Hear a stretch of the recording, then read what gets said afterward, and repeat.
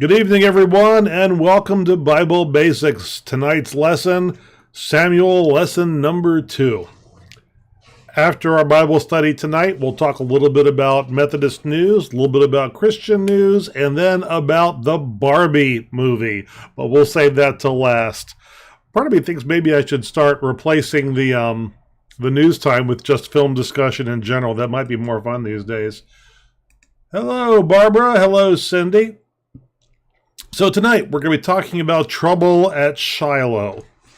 And I didn't get any questions this week, except I got a couple from somebody right before the lesson started in person, so I got to work those in tonight.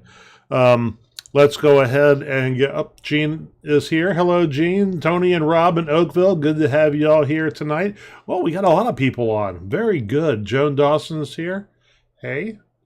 John Ewan's here. And people all saying hi tonight. People don't usually want to say hi until I prompt them to. Thank you for joining in and saying hi to everybody. All right, so let's go ahead and begin with the word of prayer, shall we? May the words of my mouth and the meditations of my heart be acceptable in your sight, for you alone are my rock and my redeemer. Amen. Charles is here. Good evening, Charles. All right, so tonight, trouble at Shiloh. We're looking at 1 Samuel chapters 2 and 3. We heard a portion of chapter 2 last week. It was actually from the middle of chapter 2. So this week, chapter 2 will be missing the middle of chapter 2. I clumped those together differently for narrative purposes. So, let us begin. Eli's sons were corrupt priests. They had no respect for the Lord. For example, when people came to make animal sacrifices, the priests were entitled to a share of it. First, they would burn the fat, then they would boil the meat. As the meat boiled in the pot, the priests were supposed to fish a piece out randomly with a fork, and that would be their share. But that's not what Eli's sons did. They took a choice cut of meat before the fat was separated so they could roast it. If the people objected to this, they threatened to take the meat by force. This was a very serious sin because they were disrespecting an offering that belonged to the Lord. Eli was very old. He knew everything his sons did because everyone talked about it. They were even having sex with the young women who worked at the doors of the temple. He rebuked them and said, "Why do you do these things? Everyone is talking about it. You're leading the people into disobedience. If a man sins against another man, the Lord may intervene. But if you sin against the Lord, you're on your own." But they ignored him, and the Lord made plans to kill them. Now, God sent a man to Eli with this message. "Didn't I reveal myself to your ancestors when they were slaves in Egypt? Didn't I choose your family to serve as priests at my altar? Didn't I give your family the offerings of the people? Why do you put your sons before me and let them enrich themselves? I know I said your family would serve me forever, but that's over. I will honor those who honor me, and I will curse those who curse me. The day is coming when I will take your family down. None of them will live a full life. I will let one live long enough to grieve the others. The rest will die violently. Your sons will serve as an omen. They will both die the same day. Then I will find a faithful priest who will follow my heart and mind.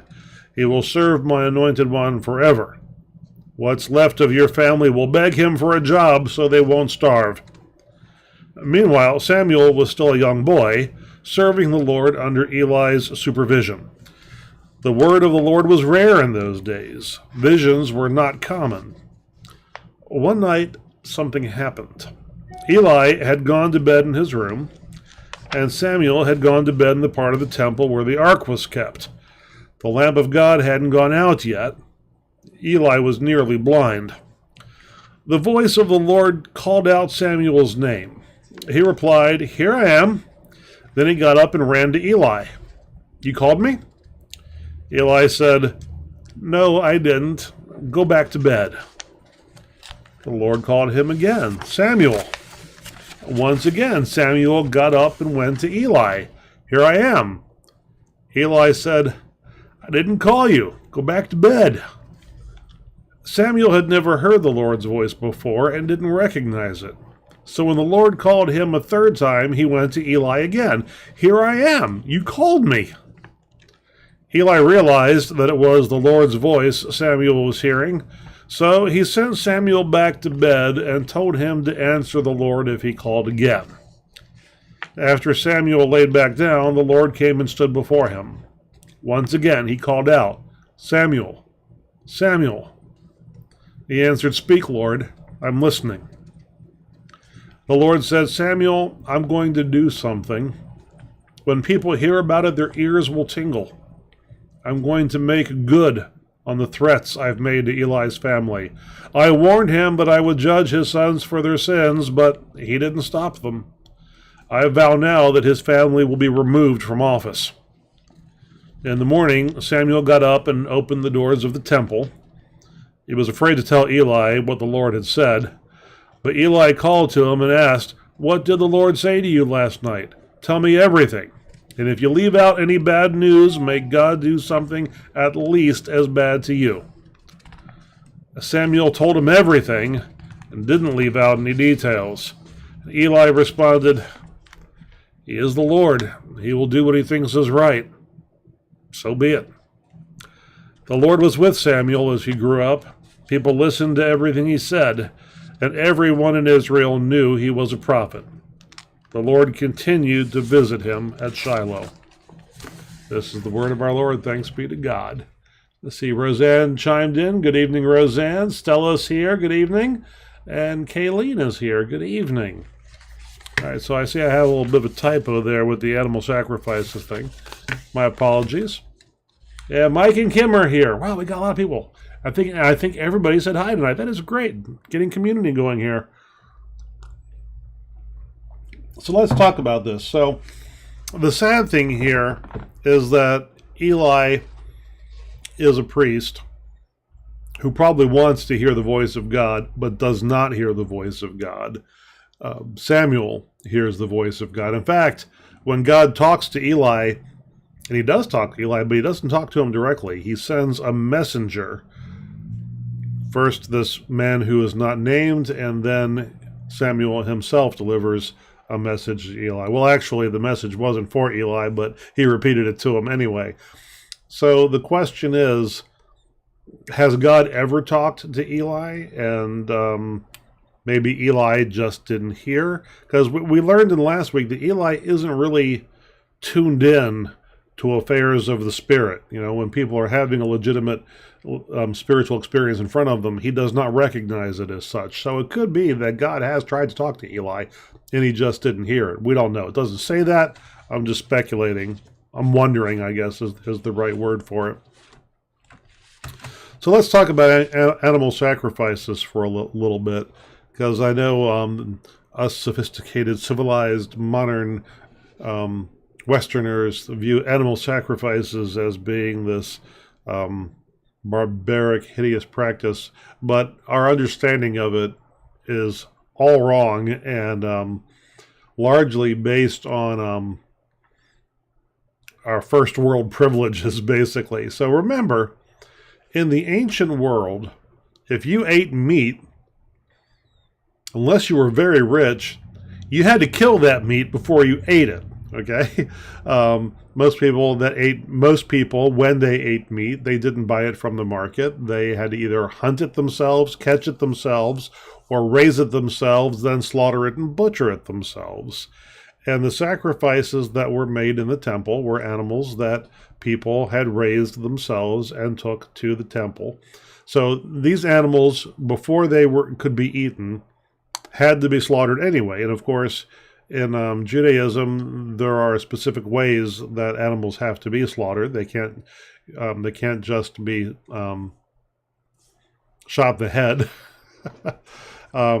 It's ritualized no matter where you do it, and part of that is because when you are responsible for killing your own meat, you're very much connected with the idea that meat was once alive. And the blood that is in living things is sacred because it is what provides them with life. And of course, we know that Israelites were not allowed to eat the blood. The blood belonged to God because the life was in the blood and life is a gift from God. So people were very much attuned to the cost of eating meat. And to this day, there's different hunting cultures out there, but the hunters that I take seriously are people who only hunt what they eat, and they eat what they hunt, and they only hunt what they eat. If they hunt something that they don't eat, they make sure that it gets eaten by somebody. There are places out there where you can donate game, and people in need will get it. So, and these folks are folks who understand that when you buy all your meat over the counter and you've never had to kill it yourself, there is a disconnect that is not a healthy disconnect. Now, and the idea is, unless we're going to be vegetarians, and I'm not a vegetarian, I don't believe that it's a healthy practice. I'm not going to get in any arguments with anybody right now, but for all kinds of reasons, I don't believe that vegetarianism, for most people anyway, is a healthy practice. If we're not going to be vegetarians, then we need to understand that everything meat was once alive. And if we forget that, that's when we start throwing away meat when it goes bad and not being too upset about it. I'm always very upset when meat goes bad in my house because I understand that something died for us to have this meat. So if it doesn't get eaten, then that thing had to die for no reason.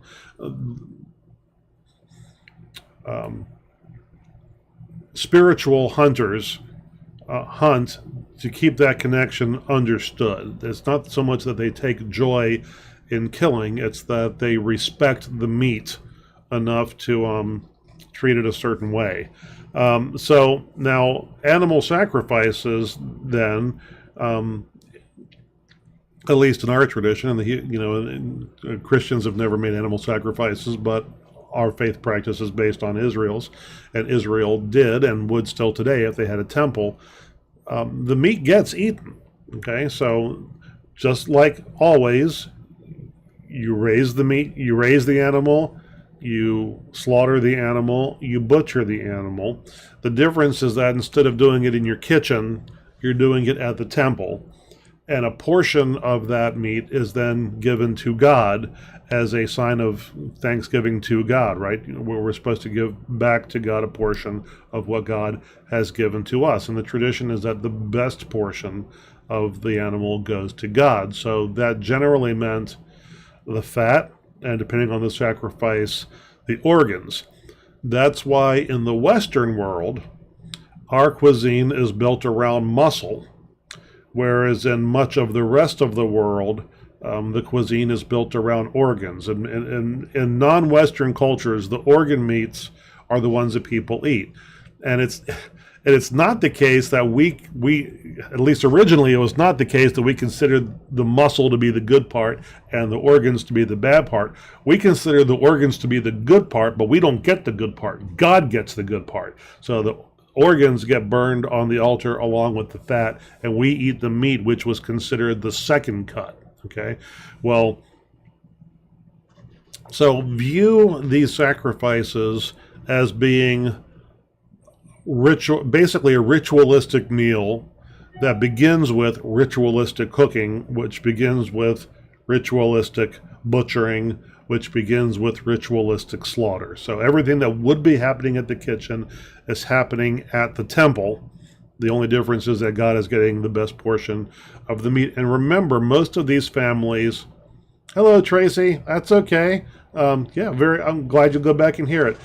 So remember that these people didn't eat meat every night. That's a modern Western thing. They only ate meat on special occasions unless they were very, very wealthy. Most people were not. So if you're going to eat meat, might only be a couple of times a year, and those occasions would be the big holy days when you would go to the temple anyway. So that's why what these corrupt priests are doing is so bad.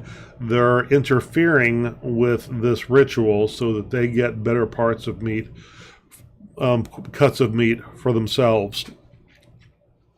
Now, Samuel is a boy at this point, and he is not a priest, and he never will be a priest because he was not born a priest. Only the Levites were priests. Samuel is a Nazarite, which means he was born to a non-priestly family and has had his life dedicated to the service of God. So he works at the temple in a support capacity. And we don't know exactly what his duties were, other than apparently he slept in the temple itself with the Ark of the Covenant and was there to open the doors in the morning. So, maybe he's kind of like a night watchman at this point. I don't know. Now, Eli is a priest, and his sons are priests, and he is a Levite. Only Levites could be priests. So now, Eli and his sons were descendants of Aaron. All the Levite priests are descendants of Aaron, but there are many descendants of Aaron, even at this point. So Eli has lots of cousins. There's lots of other branches of Aaron's house. So if Eli and his sons all die, that is not the end of the house of Levi. There's a lot of other branches out there. But in fact, it's not even the end. This is not even going to be the end of Levi's, because Levi has two sons, and both of them have children or children on the way when they die. So there will be grandchildren, but they will not have happy lives as a result of the things that their fathers have done. All right, so what does this story tell us about God? This might sound like more of an observation about people, but in my mind, there's a misconception about clergy in the Christian, I'll say the Judeo-Christian tradition. And it's interesting when you look at Christian clergy versus Judaism, okay, because in modern Judaism, when we think of clergy, we think of rabbis, right? Which is a different tradition than the priests that we're talking about here. The priests worked in the temple, first at Shiloh and then at Jerusalem, and they were involved in the formal worship and the sacrificial services and the recitation of the law before it was written down. Before it was written down, it was memorized and repeated over and over again in worship, and that's how people learned it. The rabbis came into existence as Judaism was spread out across the globe so far that people couldn't make it back into Jerusalem on a regular basis. So each city where there was a Jewish population, that's where the synagogues came into play, and the rabbis led the synagogue. So it was a Jewish cultural center. It was where people who couldn't get back to the temple very often would learn the religious traditions and learn Hebrew, which had become, eventually became a dead language. So what we think of as Jewish clergy today is not the priesthood. So look at then Christian clergy. Are we more closely related to the rabbinate, or are we more closely related to the priesthood? And it depends on the branch of Christianity that you're looking at. You could make an argument that the high church traditions, particularly the Roman Catholic tradition, and to a lesser degree the Eastern Orthodox tradition, more closely resemble the priesthood in Jerusalem, whereas in the Protestant world, we're more closely related to the rabbis of the synagogues, because the Roman rite is based around the idea of Christ being offered again as a sacrifice every week. So the sacrificial system is very much a part of Roman Catholic worship, whereas it's not that big a part of, we view the sacrifice differently in Protestant communion. So our worship is more synagogue-like, I would argue. There's probably a book or a paper about that somewhere that I haven't read. At any rate, but there's this misconception that clergy, whether they're priests or pastors or rabbis or whatever, should be held to a higher standard than everybody else.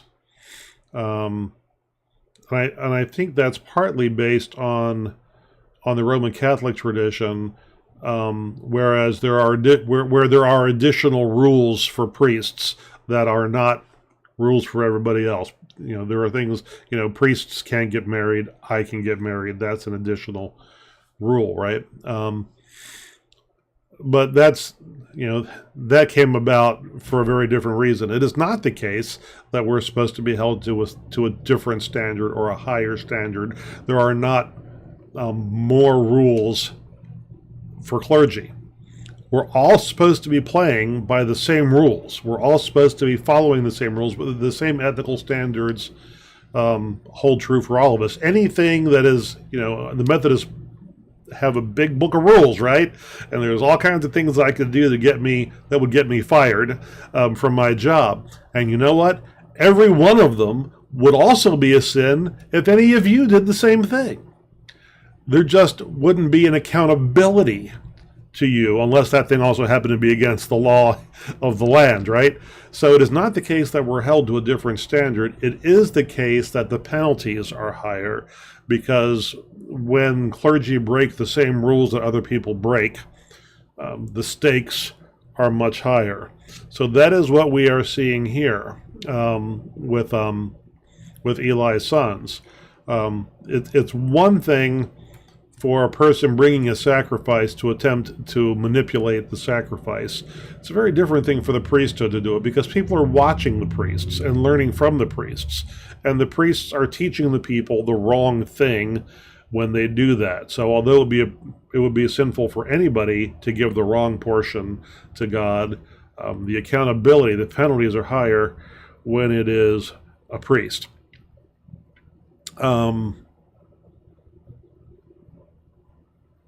I guess that's all I wanted to say about that portion of it.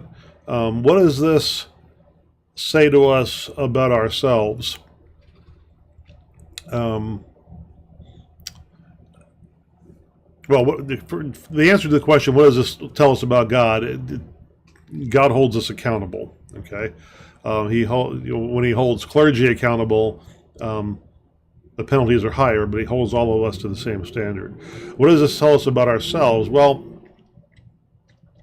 John Goldingay, who was an Old Testament scholar, he makes the argument on this. He says that all people are tempted by the same three great tempters: money, power, and sex.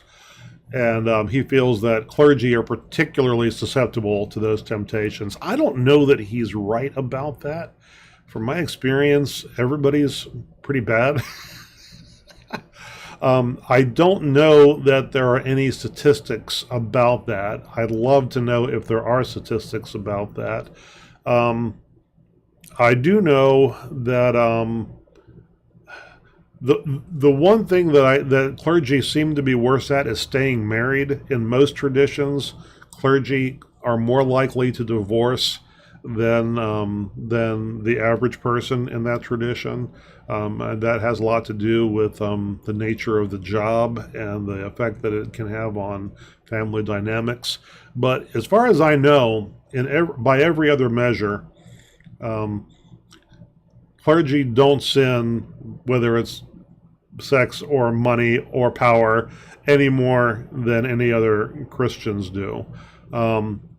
It is more obvious when they do it, and it causes much bigger problems when they do it for the reasons that we already discussed.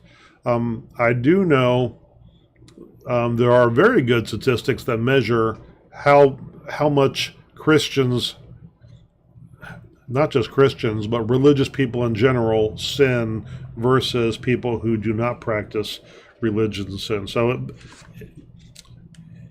in pretty much every culture, if you look at the rates of doing bad things and compare the religious people to the non-religious people, it doesn't matter what religion you're talking about, the behaviors are pretty much the same. Okay, all the things that we would consider to be bad, Christians are as likely to do them as average Americans are here in this country. And if you go to other countries and look at their religious people versus their secular people, the rates of doing bad things are pretty much the same. The distinction in behavior lies in the good behaviors. In other words, religious people in all societies, on average, are far more philanthropic than secular people are. Um,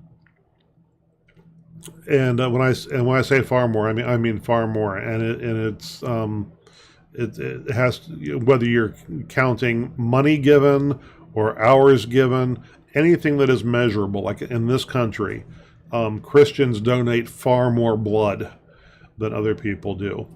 There's a problem with organ donations. Christians seem to have a problem with donating organs. There's a misconception that the church forbids it, when in fact every Christian sect in America, with the possible exception of Jehovah's Witnesses, I know that they're against blood transfusions. I don't know how they feel about organ transplants. All of the major denominations in this country strongly encourage their people to have donor cards for organs and to donate blood. And as far as blood is concerned, we give way more blood than anybody else does. If every practicing Christian in the country stopped giving blood tomorrow, it would be an absolute crisis for the American Red Cross and all the other organizations that collect blood as well. We give more money, and even the last study I saw said that if Christians were to stop giving money to their churches, but to continue giving money to all the other things Christians do, Christians would still be giving more than everybody else on average. So we're far more philanthropic, and and also with hours that we give working for various causes. So there is a big distinction in behavior between religious people. And if you go to other countries and look at other religions, you'll see similar statistics. Religious practice is good for philanthropy. It does not seem to have a big impact on sin. You would think that it would, but it doesn't seem to do that. So we are just as sinful as everybody else is, but that doesn't mean that we behave the same as everybody else. We do not. So what does that have to do with this story? I forget. Okay, yeah, because Eli's sons are big sinners.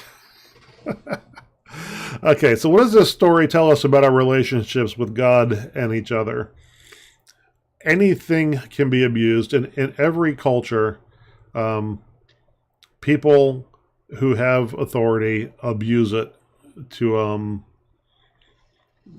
better their situation at the cost of other people. Religion is every bit as susceptible to that as any other kind of power, whether it's economic power or governmental power or all of the other types of influence that people sway these days in the entertainment industry. It's been, absolute power corrupts, and absolute power corrupts absolutely. So anything can be abused. Abusing religion for the sake of personal gain, though, is particularly destructive of both society and of the kingdom of God, because you're working against what God has put you there to do. I'm thinking about this because Eli says to his sons, if you sin against each other, God can intervene on your behalf. But if you sin against God, there's nobody there to intervene. You're on your own. And I was thinking about that because people forget, we all forget, or maybe we never knew, that when we sin against somebody else, that person is not the only harmed party. Every time we sin against somebody else, we are also sinning against God.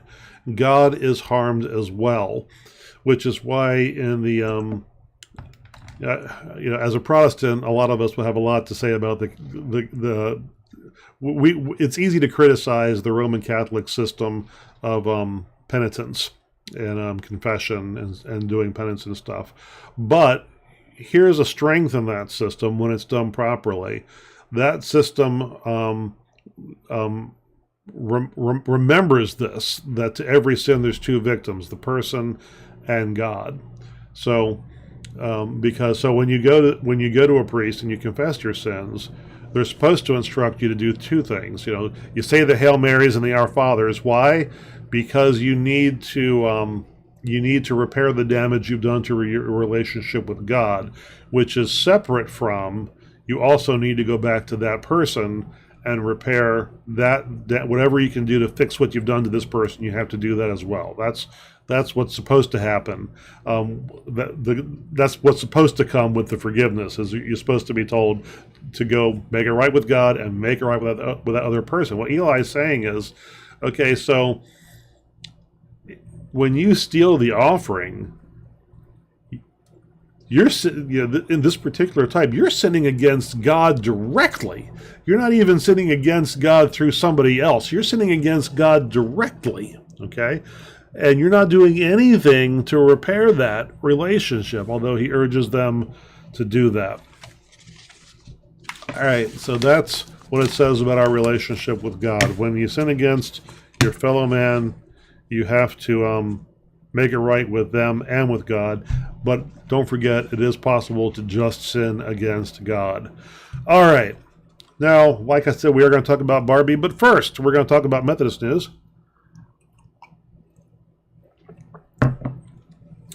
In Oklahoma, a county court judge has told the Oklahoma Conference that they need to redo the disaffiliation vote on a congregation, allowing people who are no longer members of the denomination to vote in that vote, which is, first of all, it's stupid. Secondly, it's wrong. In that is unconstitutional. They're telling the church how to conduct its internal affairs. So naturally, the conference has appealed the decision. I don't anticipate that. I mean, given the precedents in other courts around the country, I don't expect that decision to stand. That was on Insight. Another thing on Insight, I'm not going to talk about the article here, but there's an article about the proposal to regionalize the Methodist Church. And most of us are very much in favor of doing that. And the person who wrote the article is, I think, also in favor of doing that. But they're pointing out the barriers that are in the way of that. And they identified 5 different barriers that will need to be overcome for this plan to work. And the perspective of the article is that these are significant barriers. This is going to be an uphill battle, and people need to go into it understanding that these things all have to happen or it's going to fail. So if you're interested in that, you can take a look at Insight and read that article. All right, so looking at religious news outside the Methodist Church, there was an article on Religion News about the nature of the church in America. And pretty sure I got this off of Religious News. The article was making the case, and a study was released by a demographer named Ryan Burge, I believe is how his name is pronounced, Burge. And he says that the data shows that church attendance and church practice, religious practice, Christian practice in this country is very much and very rapidly becoming an upper middle class phenomenon. He said if you look at who is attending church, generally speaking, the more educated a person is and the higher their income is, the more likely they are to be involved in the life of a church up to a certain educational level. The most likely to be involved are the people with master's degrees. Once you tip over into PhDs, then it plummets. PhDs are very unlikely to be involved in the life of a church. And also, as income increases, people are more likely to be involved in the life of the church until they hit $200,000, and then they disappear from the life of the church. And I'm not talking about individuals' progression, I'm just talking about statistics. So something about church culture is appealing to a certain demographic. And likewise, the people who don't practice any religion, say they don't believe in God, they are much more likely to be low income, low education level. And this is troubling. We need to find out why this is. I'm thinking about a conversation I had with somebody on the parking lot. I invited them to come to church on Sunday. They were going through some stuff. And I said, come on in on Sunday morning. We'd love to have you. And she said, well, I don't have anything that would be appropriate to wear to church. I mean, you see how I'm dressed. This is pretty much me. And I said, well, that's fine. We would be absolutely fine having. We would just love to have you come in dressed like that. You can dress any way you want. And she said, I don't know, man. I've seen your folks coming in on Sunday morning, and they don't look like this. And it's funny because I things have changed so much since I was a kid. I'm one of very few people who wears ties here. Usually it's me and Phil Senior and one or two other guys. Or usually it's just me and Phil wearing ties. I think there's one other guy who wears a tie. And a couple guys might wear jackets, but without a tie. But the huge majority of the guys who come to this church don't wear jackets and ties. Jeans are the most common lower half across the board. Certainly very few dresses and skirts and stuff like that. So from my perspective, it looks like, gee, we've gotten a lot more casual over the years, but that's not how the rest of the world perceives it at all. They look at what we're wearing and they think, those guys are dressed up. I don't know if I would belong there or not. So it's something to think about. I mean, I'm not saying we should, be in a... we need to dress the way we're comfortable. Everybody should be allowed to dress the way they're comfortable. We shouldn't, put on a costume on Sunday morning thinking that's going to attract somebody else, because that wouldn't be authentic. It would just be ridiculous. But something for us to think about. No, I'm not saying that that's the only thing.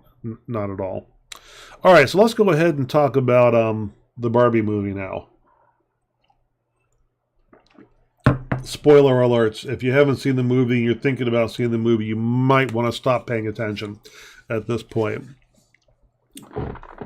When we came out of the theater on Sunday evening, I said, I liked it.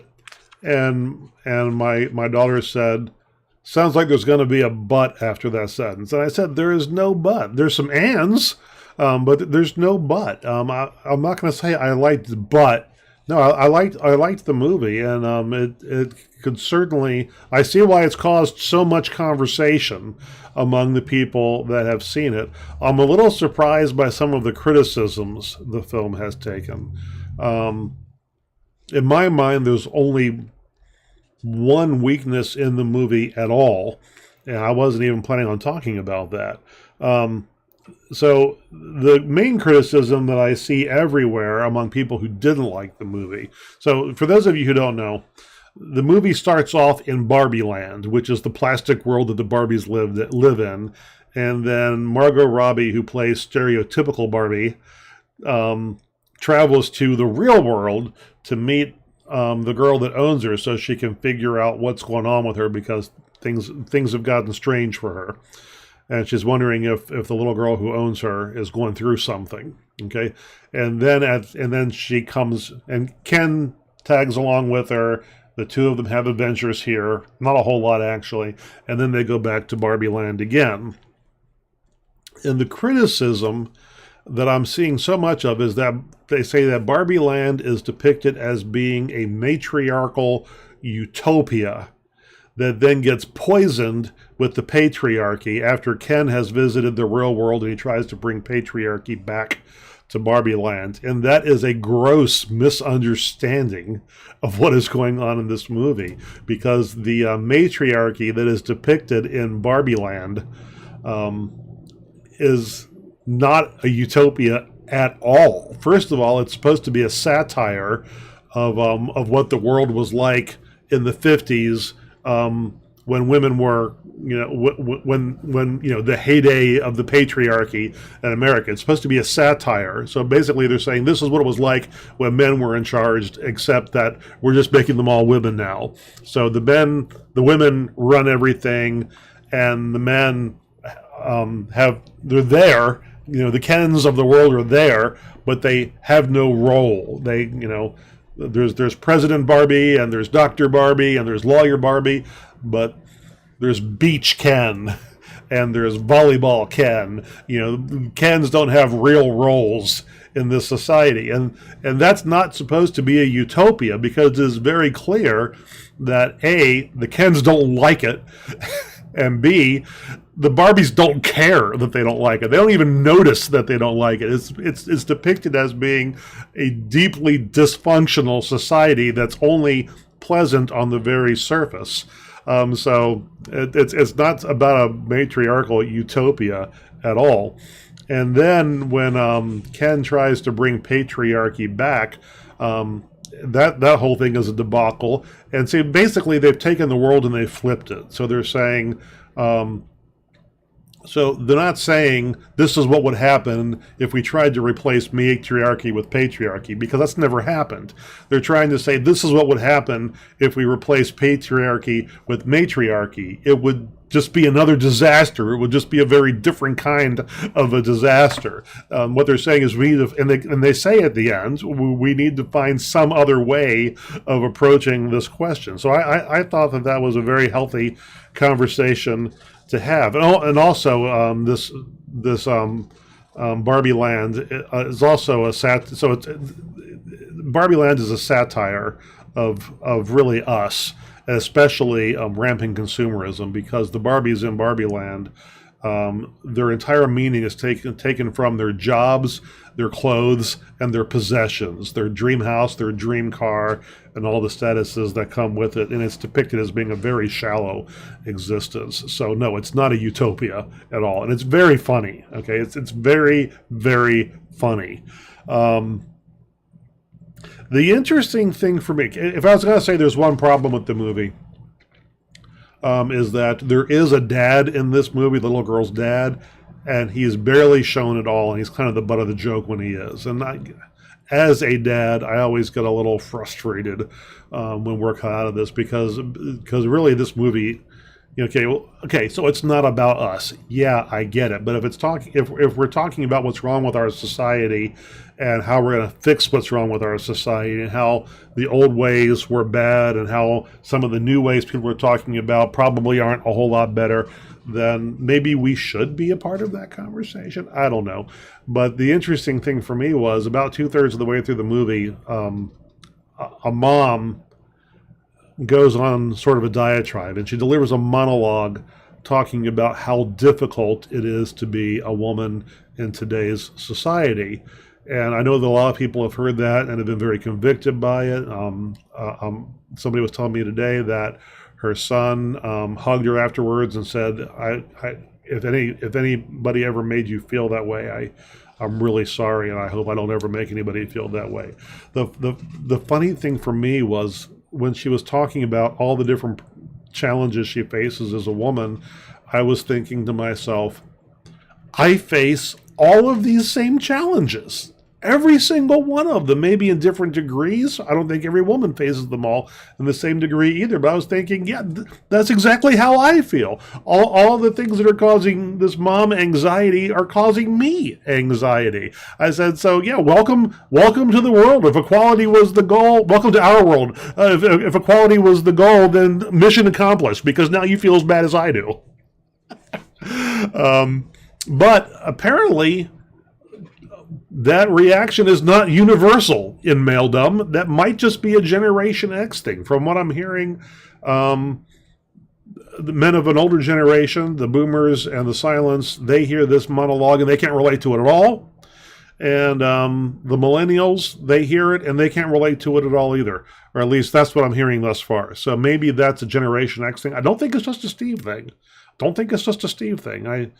I think a lot of guys can relate to a lot of the things that she was saying that the movie seems to think are exclusively female problems. But anyway, the last thing I want to talk about, and I'm not going to call it a weakness, because and really I don't want to say even the thing with the dad being missing, I'm not going to call that a weakness either, because I think the point of this movie was to throw a lot of stuff out on the table and say, these are some problems that we need to be talking about, and it's okay to talk about them, and it's healthy to talk about them, and we don't really have the answers to any of it, but go out and talk amongst yourselves. So I'm not even going to call this a weakness either. At the very end of the movie, Barbie tells Ken that he needs to. Yeah, she's trying to figure out who she is. If she's not her house and she's not her car, and she's stereotypical Barbie, so she doesn't have a job. What is it that defines her? And Ken has always understood himself to be Barbie's sidekick. And she makes it clear to him that you need to have an identity other than Barbie's sidekick. All right, that's all well and good. But she goes on to say, you're not the beach. You're not any of the things that you do. Who are you? And that harkens back to a conversation that's been taking place a lot in, I'll call them wellness circles. There's this notion that we need to know who we are independent of any other variables. In fact, I was at a clergy retreat, and the question was asked to all of us. I'll just word it as if it were addressed to me specifically. So, Steve, if you were to stop being a pastor tomorrow, if you were to stop being a husband and a father and a brother and a son, if all of those roles were stripped away, other than your roles and all of those things, who are you? And according to this theory that if I'm psychologically healthy, I'm going to have an answer to that question, that I know who I am apart from being a father and a husband and a son and a brother and a pastor and all the different relationships that I have.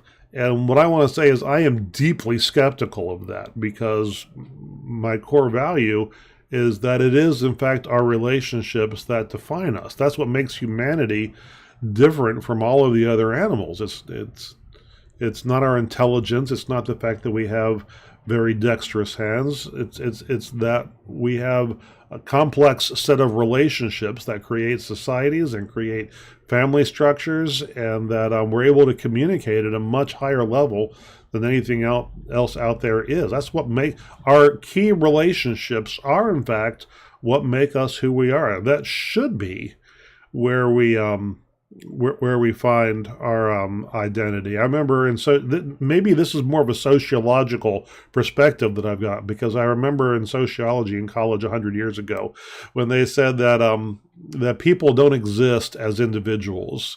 We like to think that we do, but in fact we exist as units, family units, not necessarily nuclear family units, but we all exist, functional human beings at least, have either a family or an assembled family with some sort of family-like structure that they are a part of. If you take a person and drop them by themselves on an island, like Tom Hanks in the movie Castaway, you notice, Tom Hanks has a very hard time not going insane. He has to create imaginary people to have relationships with.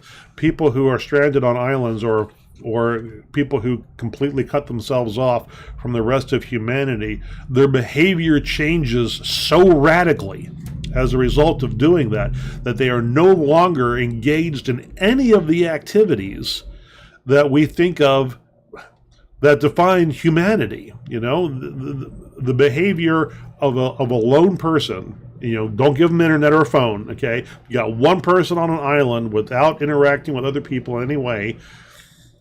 They don't even act like chimpanzees. They act like something lower than a primate, okay? They lose every distinguishing characteristic, because the things that make us human are the relationships we have with our spouses and our children and our siblings and our parents and our God and all of the other roles that we have. Those are the things that make us who we are.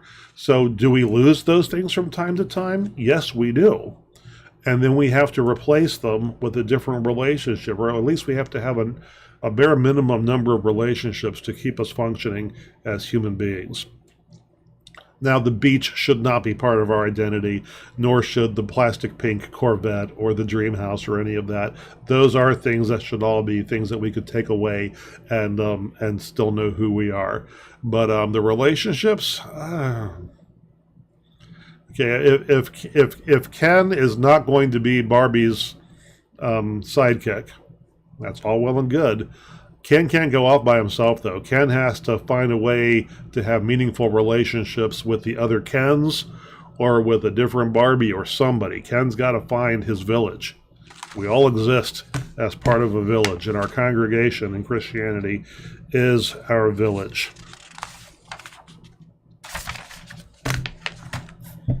I think there's a sermon in there. I said to the Grow team tonight, I said, I think we need to start having faith and film nights. All right, so I'm going to attempt to see Oppenheimer, maybe not in the next week. Hopefully I'll be able to see it.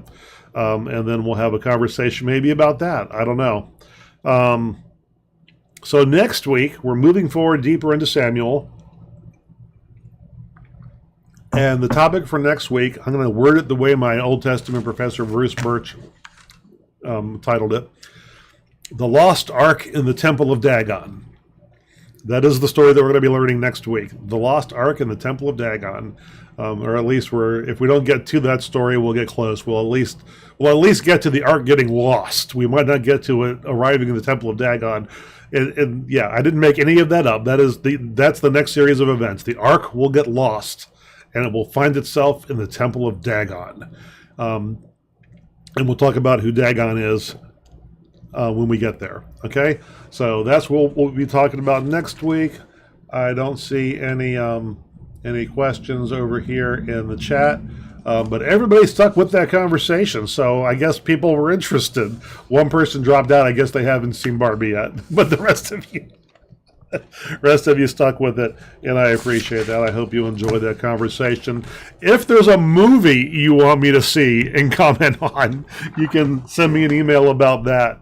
Because I love doing that. I used to do that in sermons, but what I found when I did it in sermons was nobody else in the congregation had seen the movies that I watch. And maybe none of you saw Barbie. Go out and watch Barbie. It's a good movie, or at least see it when it comes to video. All right. Let us now close with a word of prayer. Oh, wait, what's this? Can't wait for Oppenheimer. Okay. All right. Let us pray.